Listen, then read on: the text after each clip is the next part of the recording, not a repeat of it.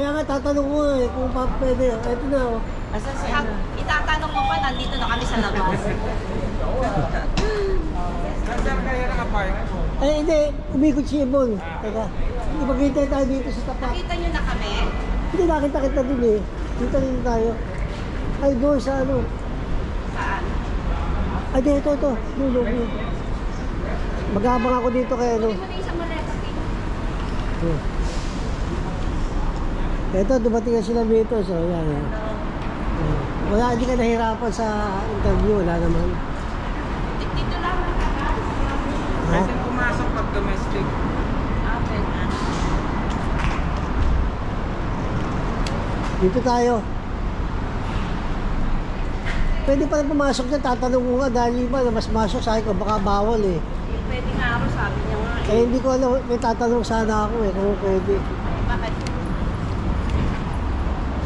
Dahil na si Ibon eh. Magpapark sana. Pagka hindi ko nakita, binigyan ko. Baka mo muna natin. Tapat mo muna ito sa... Ayun pala ang ano eh, labasan eh. Dito tayo mag-ano. Hindi na siya. Wala.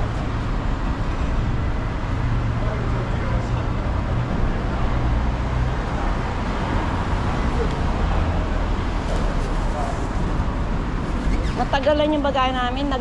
Ano yung belt ng conveyor. Nag-jump daw. Oh, sige, Nag-jump. wala na ako dito. Ay, sige sir, thank you po. Eh, yung ano, Oo, oo. iganon mo na lang.